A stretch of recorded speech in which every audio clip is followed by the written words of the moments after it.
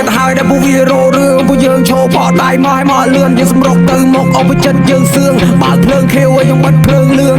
អត់ចង់បន្ថយទេចង់តែបន្ថែមលបឿនដៃក្តាប់ណែនអោបជាប់តែក៏ភ្លើងមានឈាមខ្មែរនៅក្នុងខ្លួនយើងពុទ្ធចង់ប្លន់ដៃប្រយ័ត្នបាត់ដៃជើងបើសិនយើងអន់បើសិនយើងសោយថ្ងៃមុខគេមិនអត់អន់ឲ្យតែពួកយើងនេះវាខ្លាំងវាហ៊ានតតាំងកំដរឲ្យដល់វគ្គចុងក្រោយទឹកភ្នែកស្រកហូរប្រែខ្លាចជាស្ទឹងតែនៅតែខំរក្សាលំនឹងឃើញបងប្អូនខ្មែរគាត់យំខ្ញុំខឹង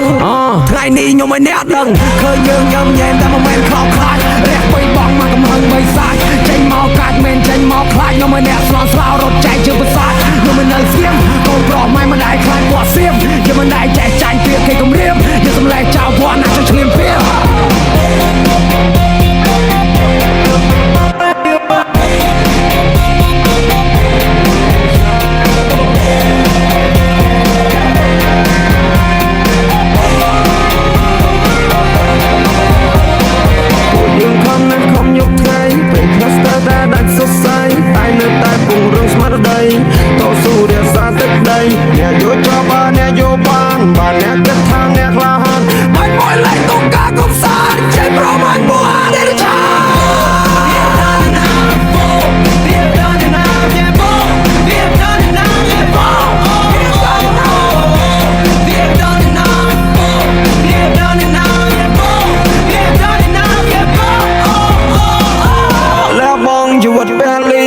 សាមគ្គីគ្រប់យ៉ាងក៏ដើម្បីខ្មែរក្របបេមិនមែនក្របឃ្លីបើអ្នកបានស៊ីគ្មានឱកាសទៅវិញទេយើងរីរោក្រុមវិធីមិនចង់ឆ្ងាយ family ឆ្ងាយពុកឆ្ងាយម៉ែដល់ម៉ោងដល់ទួនាទីជីវិតជូនជាទស្សនៈក៏មិនដល់ថាដល់ពួកវារោរឿងដល់ពួកវាចិត្តសឿងស្ម័គ្រចិត្តចូលងល់អញមិនលេងពួកអញមិនក្មេងពួកនេះវាលោលេងចូលមកឲ្យគ្រាប់អ្នកណាមិនដឹងពួកឯងសំផឹងចរិតវាអញ្ចឹងដល់ខ្លាចជាទម្លាប់ប៉ុន្តែនេះពួកវែងលេងមានច្បាប់ទម្លាប់ជាពួកអស់នេះមកធ្វើគ្រប់ស្រទាប់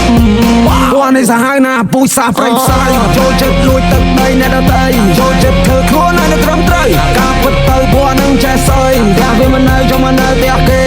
សុខស្រួលឡងវាមិនចង់ទេ